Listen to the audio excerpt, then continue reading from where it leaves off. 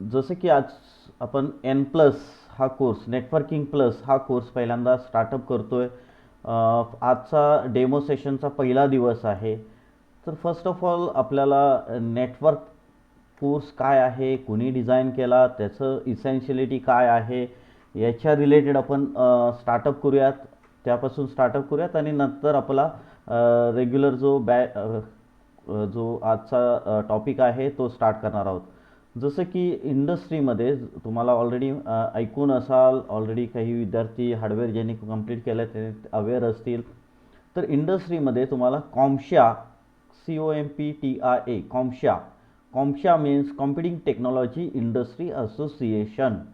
हे अशा पद्धतीचं एक असोसिएशन आहे की ज्यांनी इंडस्ट्रीमध्ये डिफरंट कोर्सेस स्टार्टअप केलेत, जे पर्टिक्युलर इन्फ्रास्ट्रक्चर मॅनेजमेंट सर्व्हिसेसच्या अंडर इन्क्लूड होतात.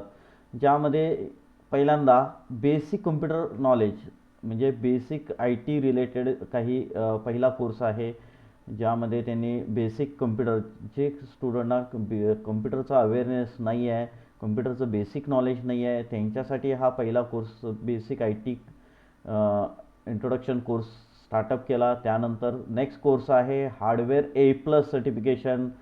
हार्डवेअर A+ सर्टिफिकेशन म्हणजे इंडस्ट्रीमध्ये ॲक्च्युअल त्याचं नाव आहे A+ certification, A+ certification only.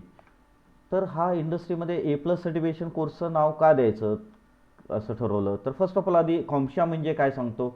Computing technology industry association, computing technology industry association अशा पद्धतीचं असोसिएशन आहे की जे इंडस्ट्रीमधले जे कम्प्युटर मॅन्युफॅक्चरर आहेत किंवा जे सॉफ्टवेअर इंडस्ट्री मॅन्युफॅक्चरर आहेत, अशा काही कंपन्या आहेत. जसं की हार्डवेअर मॅन्युफॅक्चरमध्ये तुम्हाला HP, Dell, Lenovo, Acer, Asus अशा खूप साऱ्या कंपन्या आहेत.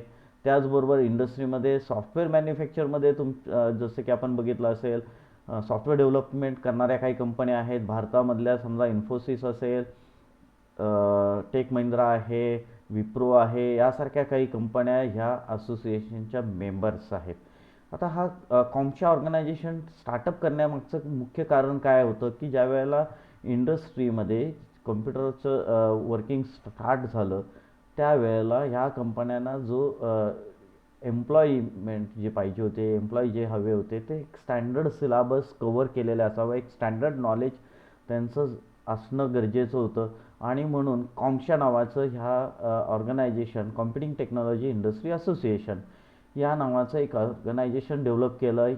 यामध्ये नंबर ऑफ हार्डवेअर मॅन्युफॅक्चर, जसं की आपण मगाशी सांगितलं डेल, HP, लिनोवोसारखे जे हार्डवेअर मॅन्युफॅक्चर आहेत, त्याचबरोबर सॉफ्टवेअर डेव्हलपमेंट काही कंपन्या आहेत, ज्यामध्ये भारतातले इन्फोसिस, TCS सारख्या खूप साऱ्या कंपन्या आहेत. ते कॉम्शाचे मेंबर बनले. कॉम्शाच्या मेंबरच्या मार्फत एक स्टँडर्ड सिलेबस ऑल ओव्हर वर्ल्डमध्ये, एक standard syllabus, unique syllabus standard cover केला आणि त्यामधून variety of courses training conduct केले जातात. ज्यामध्ये पहिला स्टार्टअप कोर्सेस, जसं मी सांगितलं की पहिला कोर्स आहे बेसिक IT रिलेटेड, जो जे स्टुडंटचं IT रिलेटेड बॅकग्राऊंड नाही, त्यांना ॲक्च्युअल कम्प्युटर काय आहे, कसं वर्किंग केलं जातं. जसं की आपला महाराष्ट्र स्टेटमध्ये MSCIT हा एक कोर्स आहे, Maharashtra state certificate course in information technology, तशा टाईपमधला एक कोर्स कॉम्शानं सुद्धा डिझाईन केलेला आहे. त्यानंतरचा नेक्स्ट कोर्स आहे हार्डवेअर A+. ॲक्च्युअल आपण इंडस्ट्रीमध्ये आपलं म्हणजे इंडियन साईडमध्ये त्याला आपण हार्डवेअर कोर्स म्हणतो, परंतु इंटरनॅशनल लेवलवरती त्याला A+ सर्टिफिकेशन हे नाव आहे.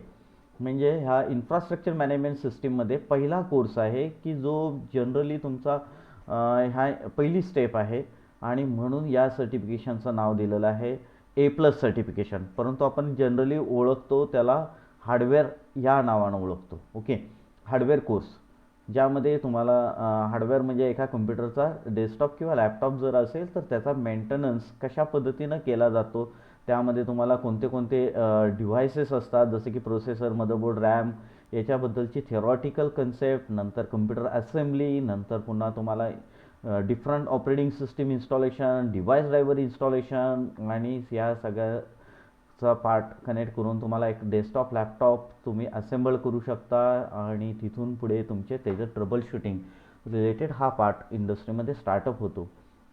जसं की आजच्या पार्टमध्ये आपल्याला पाहायचं होतं की नेटवर्क जो आहे जो कॉम्शाचा सेकंड कोर्स, थर्ड कोर्स म्हणू शकतो, कॉम्शा नेटवर्क प्लस. ओके, ज्यामध्ये नेटवर्किंग रिलेटेड म्हणजे दोनपेक्षा जास्त computer either you are connected from wired or wireless कन्सेप्टमध्ये तुम्ही ज्यावेळेला दोनपेक्षा जास्त कम्प्युटर एकमेकांना कनेक्ट करता आणि त्याच्या रिलेटेड जो कोर्स सिलेबस डिझाईन केला कॉम्शानं, तो कोर्स म्हणजे तुमचा network plus. Okay, do you understand? आपण जे काही चर्चा करतोय ते अंडरस्टँड होतं का? तर फर्स्ट ऑफ ऑल तुम्हाला अशा पद्धतीचा एक कोर्स जो आहे, जो नेटवर्क प्लस, आणि जो आजचा सेशनचा आपला कोर्स सिलेबस जो चालू होतो आहे, बॅच फर्स्ट आहे नेटवर्क प्लससाठीची, आणि त्यासाठी आपण हा कोर्स फर्स्ट ऑफ ऑल त्याबद्दलची इंट्रोडक्शन घेतो आहे की एक्झॅक्टली कोर्स काय आहे आणि मग हा करणं का आवश्यक आहे. जसं की बऱ्याच वेळेला म्हणजे आत्ताचे जर स्टुडंटचं बॅकग्राऊंड बघितलं, आता सध्या जे जॉईन झाले त्या स्टुडंटचं सगळ्यांचं जर बॅकग्राऊंड बघितलं तर मोस्ट ऑफ स्टुडंट जे आहे ते ऑलरेडी आय टी बॅकग्राऊंडमध्ये आहेत. म्हणजे त्यांचं basic qualification BSc computer science असेल, BCA असेल, BSc सायन्स BCS असू शकेल, BCA असेल, BCom IT असेल, किंवा अजून डिप्लोमा कम्प्युटर असू शकेल. अशा वेगवेगळ्या पद्धतीचं क्वालिफिकेशन असणार आहे. आणि तरीसुद्धा आपण ह्या सगळ्या स्टुडंटना नेटवर्क प्लस हा कोर्स का सांगतो आहे, तर जसं की आपण इंडस्ट्रीमध्ये भले तुम्हाला सॉफ्टवेअरमध्ये करिअर करायचं असेल किंवा इतर कुठल्याही क्षेत्रामध्ये तुम्हाला करिअर करायचं असेल, इन्फ्रास्ट्रक्चरमध्ये करिअर करायचं असेल, तर तुम्हाला फर्स्ट ऑफ ऑल बेसिक कम्प्युटरचं नॉलेज असणं गरजेचं आहे. त्यानंतरचा हार्डवेअर A+ कोर्स सर्टिफिकेशनचं पण नॉलेज असणं गरजेचं आहे.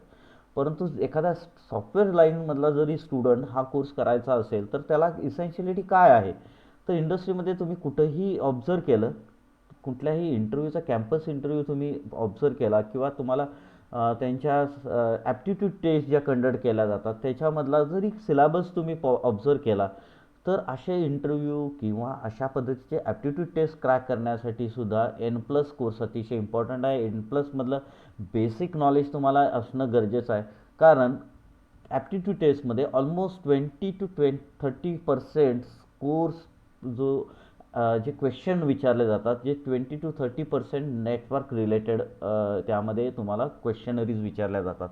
याचा अर्थ तुम्हाला बेसिक नेटवर्क काय आहे आणि त्याच्या रिलेटेड तुम्हाला नॉलेज मिळणं आवश्यक आहे. भले तुमचा पार्ट ऑफ सिलेबस नेटवर्क असेल, अदर नसेलसुद्धा. मे बी बऱ्याचशा IT स्ट्रीममध्ये तुमचं जसं की BCA BCS वगैरे आहे, त्यांना पार्ट ऑफ सिलेबससुद्धा नेटवर्क प्लस आहे.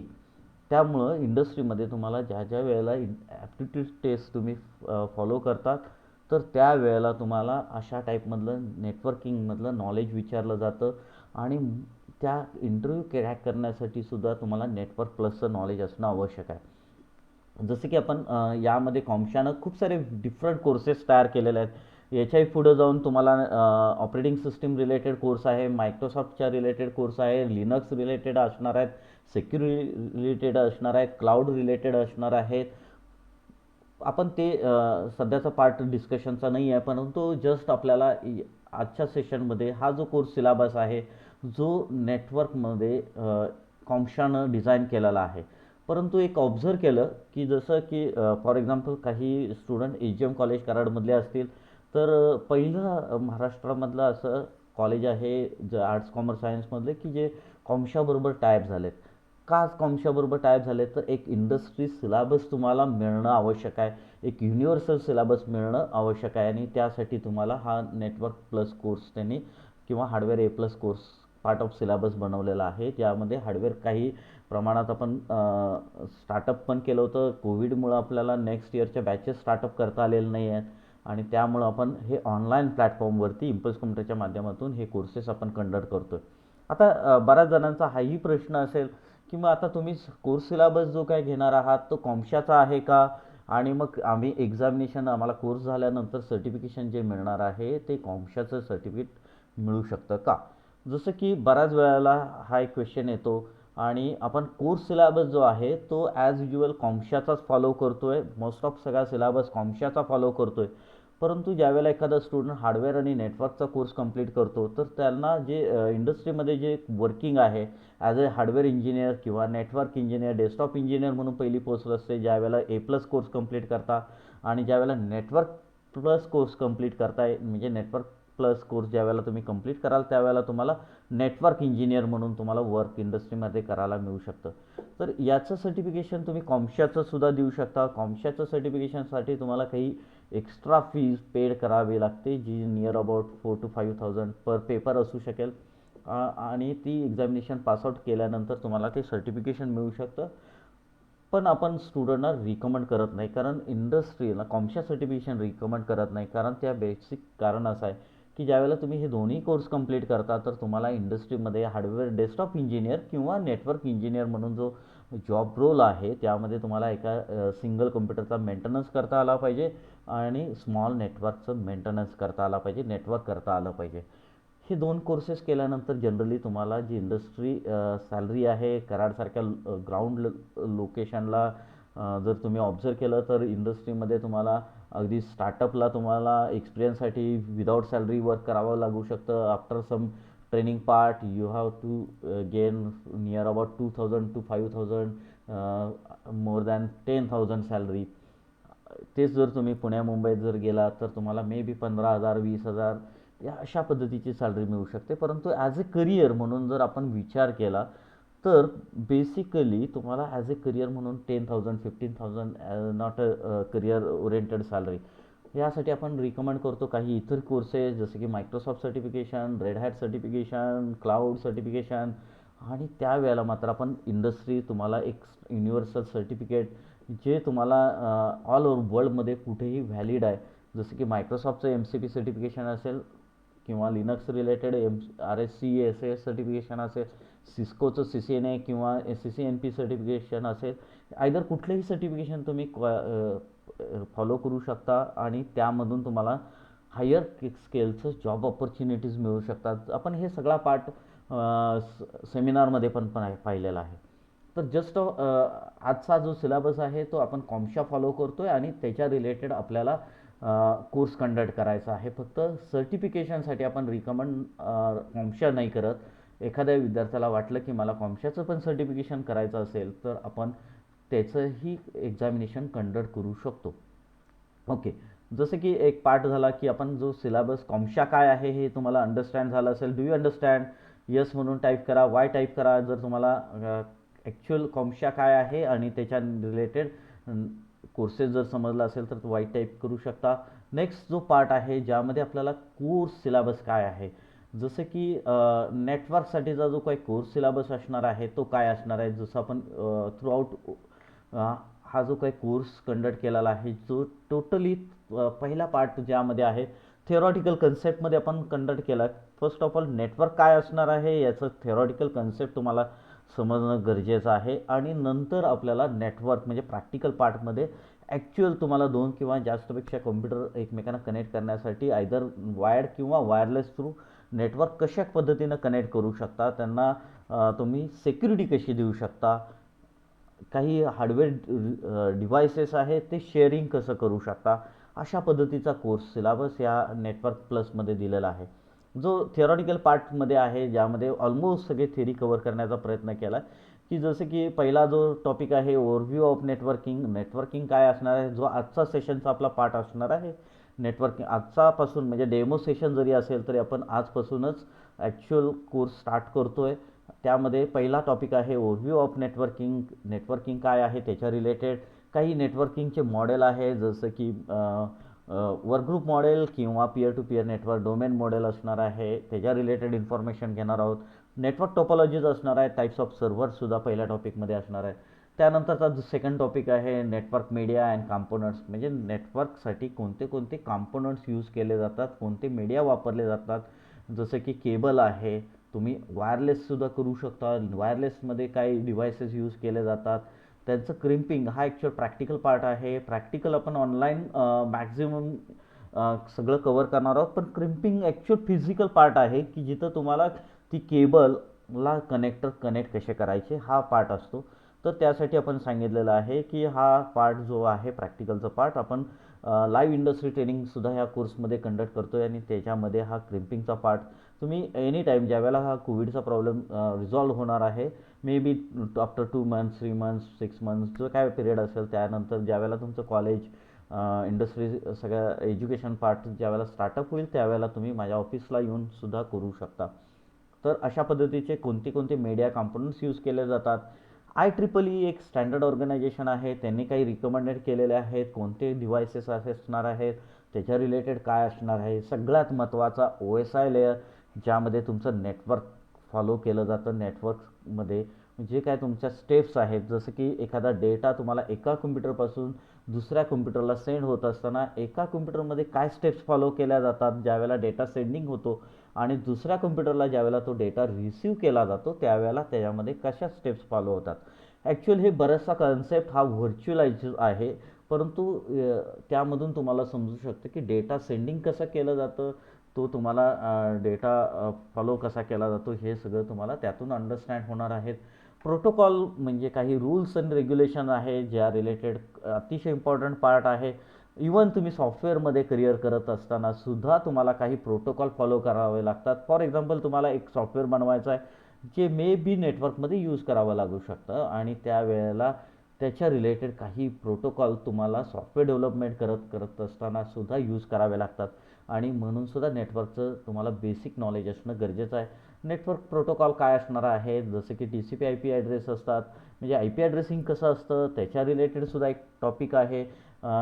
IP ॲड्रेसिंगमध्ये पहिला कन्सेप्ट असतो मॅक ॲड्रेस, जो तुम्हाला मे बी मोबाईल तुम्ही यूज करता, mobile it is also part of hardware device, may be network part of network also. नेटवर्कमध्ये वायरलेस कम्युनिकेशनसाठी सुद्धा मोबाईलचा यूज केला जातो. त्यामध्ये तुम्हाला मॅक ॲड्रेस काय असतो, मॅक ॲड्रेस कसा फॉलो केला जातो, कसा डिटेक्ट केला जातो, याच्या रिलेटेड थिअरॉटिकल प्रॅक्टिकल कन्सेप्ट आपल्याला पाहिजे आहेत. IP ॲड्रेसमध्ये IP address version 4, IP address 6 काय असणार आहे, सबनेट मास्क म्हणजे काय, public IP address, private IP address, हा अतिशय इम्पॉर्टंट टॉपिक आहे जो नेटवर्कमधला इसेन्शियल पार्ट आहे. तर तो आपल्याला खूप कॉन्सन्ट्रेटली आणि प्रॉपरली अंडरस्टँड होणं गरजेचं आहे की नेटवर्क ॲक्च्युअल सगळं IP ॲड्रेसवरती वर्क करतं. त्याच्यानंतरचं नेक्स्ट पार्ट आहे नेटवर्क ॲड्रेस ट्रान्सलेशन, ज्याला NAT म्हणजे नॅट असं समजलं जातं. तर नेटवर्क ॲड्रेस ट्रान्सलेशन म्हणजे काय, आणि नेटवर्क ॲड्रेस ट्रान्सलेशन कशा पद्धतीनं वर्क करतं, इंडस्ट्रीमध्ये खूप इम्पॉर्टंट पार्ट आहे. तर त्याच्या रिलेटेड आहे. रिमोट ॲक्सेस मेथड काही आहेत नेक्स्ट टॉपिकमध्ये. रिमोटली तुम्हाला कम्प्युटर ॲक्सेस कसा केला जातो, त्याच्यासाठी कुठले कुठले सॉफ्टवेअर यूज केले जातात त्याच्या रिलेटेड. वॅन टेक्नॉलॉजी आणि त्याच्या सिक्युरिटी रिलेटेड पार्ट असणार आहे. आजकाल आपण वायरलेस टेक्नॉलॉजी जास्ती यूज करतो नेटवर्कमध्ये. नेटवर्कचं बऱ्याच वेळा केबलिंगमुळं तुम्हाला ह्यूज नेटवर्क केबलमुळं तुम्हाला मे बी कॉम्प्लिकेशन क्रिएट होतात, आणि म्हणून बऱ्याच जणांना वायरलेस नेटवर्कमध्ये जास्ती इंटरेस्ट असतो, आणि त्याच्या रिलेटेडसुद्धा तुम्ही वायरलेस नेटवर्क करत असताना maybe you can connect from Bluetooth, wireless LAN card सारख्या टेक्नॉलॉजी तुम्ही यूज करू शकता, आणि त्या थ्रूसुद्धा नेटवर्क करू शकता. Firewall it is one another important part. फायरवॉलमध्ये पुन्हा 2 पार्ट येतात, physical hardware part and software part. तर तुम्हाला यामध्ये इन डिटेलमध्ये, जसं की हार्डवेअर कोर्स ज्यावेळेला आपण पाहत होतो त्यावेळेला फायरवॉल ॲक्च्युअल आपण ऑन ऑफ करत होतो. मे बी इथं थोडंसं मोर फायरवॉल कन्सेप्ट आपल्याला यूज करायचे आहेत, की एखादा फायरवॉल ऑन करून सुद्धा काही सिक्युरिटी कशा प्रोव्हाइड करता येतील, आणि फायरवॉल एक सिक्युरिटी टूल आहे, आणि त्याच्या रिलेटेड आपल्याला ह्या नेटवर्कमध्ये काही कन्सेप्ट ॲड करायचे आहेत. प्रॉक्सी सर्व्हर हा एक इम्पॉर्टंट पार्ट, म्हणजे ऑलमोस्ट तुम्ही जर थिअरॉटिकल कन्सेप्ट बघितला तर हे मे बी तुम्हाला काही गोष्टी ह्यातल्या असू शकतील, माहिती असू शकतील, मे बी तुम्हाला ते वर्ड्स अवेअर असतील त्या वर्ड्सच्या बाबतीत. व्हर्च्युअल लॅनसुद्धा आपण एक कन्सेप्ट पाहणार आहोत, आणि लास्ट त्यामधला नेटवर्क स्टोरेज, नेटवर्कमध्ये स्टोरेज कसं केलं जातं आणि त्याची सिक्युरिटी कशी मेंटेन करायची, याच्या रिलेटेड काही पार्ट आपल्याला अंडरस्टँड करून घ्यायचा आहे. जसं की प्रॅक्टिकलमध्ये मेन्शन केलेलं आहे की प्रॅक्टिकल काय पार्ट असणार आहे. तर प्रॅक्टिकली आपल्याला एकापेक्षा जास्त 2 कम्प्युटर ज्यावेळेला either we are connecting from wired part और maybe you are connecting from wireless part, यामध्ये नेटवर्कमध्ये करत असताना मे बी तुम्हाला 2पेक्षा जास्त कम्प्युटर कनेक्ट करत असताना त्याला काही युजर्स असणार आहेत. युजर्सना काय सिक्युरिटी द्यायची आहे, जे काय डेटा आपण शेअरिंग करणार आहोत तो शेअर करत असताना त्याला परमिशन कशा पद्धतीच्या द्यायच्या आहेत, की मला एखादा डेटा नेटवर्कमध्ये शेअर केल्यानंतर जे काही माझे नेटवर्क युजर्स असणार आहेत, काही युजर्सना तो डेटा दिसला पाहिजे, काहींना नाही दिसला पाहिजे, काहींना तो डेटा रीड करता आला पाहिजे, राईटअप करता आला पाहिजे, चेंजेस करता आले पाहिजेत. काही युजर्सना मला फक्त तो डेटा रीड करता आला पाहिजे, परंतु त्यांना त्यामध्ये कोणतेही चेंजेस नाही करता आले पाहिजेत. युजर्स कसे क्रिएट करायचे आहेत नेटवर्कमध्ये, त्यांना परमिशन कशा द्यायच्या आहेत, शेअर फोल्डर कसे करायचे आहेत, एखादा फोल्डर मला शेअरिंग कसा करायचा आहे त्याच्या रिलेटेड इन्फॉर्मेशन असणार आहे. युजर आणि ग्रुप मॅनेजमेंट रिलेटेड आपल्याला युजर क्रिएट करायचे आहेत, ग्रुप मॅनेजमेंट काय असणार आहे त्याच्या रिलेटेडसुद्धा ह्या पार्टमध्ये इन्फॉर्मेशन घ्यायची आहे. काही हार्डवेअर डिव्हायसेस आहेत त्याचं शेअरिंग करायचं आहे. प्रिंटर आहे, नेटवर्कमध्ये 10 कम्प्युटर आहेत परंतु एकच प्रिंटर आहे जो मला 10 कम्प्युटरमध्ये शेअर करायचा असेल तर त्याच्या रिलेटेड आपल्याला शेअरिंग करायचं आहे. इंटरनेट ॲक्सेससुद्धा मला शेअरिंग करायचं आहे. काही कम्प्युटरला इंटरनेट ॲक्सेस द्यायचा आहे, काही कम्प्युटरला इंटरनेट ॲक्सेस द्यायचं नाही. अशा पद्धतीचे सुद्धा काही कन्सेप्ट आपल्याला यूज करायचे आहेत. मे बी नेटवर्कमध्ये मला इंटरनेट शेअरिंग करत असताना काही कन्सेप्ट ऑलरेडी हा पार्ट आपण हार्डवेअरमध्ये सुद्धा शिकलो आहे की मला काही कम्प्युटरवरती इंटरनेट तर ॲक्च्युअल वर्क झालं पाहिजे परंतु काही वेबसाईटना ब्लॉक असलं पाहिजे. जसं की एखादी ऑर्गनायझेशन आहे ज्यामध्ये मला यूट्यूब किंवा फेसबुक वगैरे सोशल साईट्स ज्या आहेत त्या मला ब्लॉक करायच्या आहेत. Either you are Windows, you can use Windows utility or third party software, त्यामधनं अशा पद्धतीचे सिक्युरिटीसुद्धा आपल्याला इम्प्लिमेंट करायचे आहेत.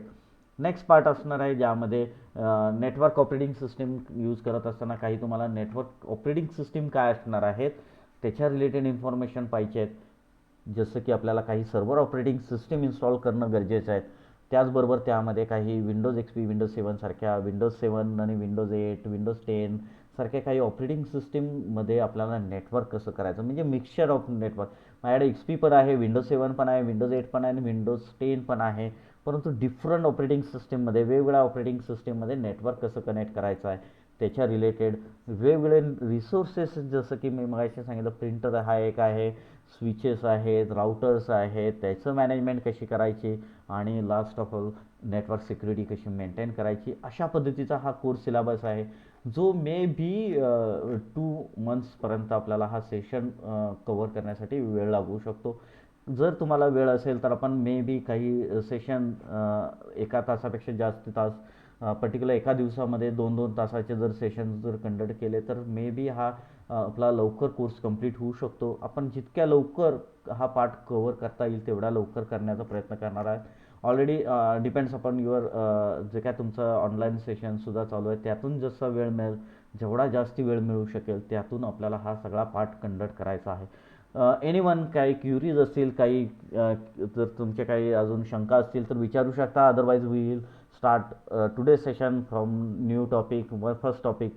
ओके, तुम्हाला मी जे काय आता सगळं सांगितलं त्याबद्दल तुम्हाला काही शंका असेल, काही क्युरीज असेल तर तुम्ही विचारू शकता. चॅटबॉक्समध्ये तुम्ही टाकू शकता. You can also unmute your self and you can also talk with me. You can ask me any question. Any one can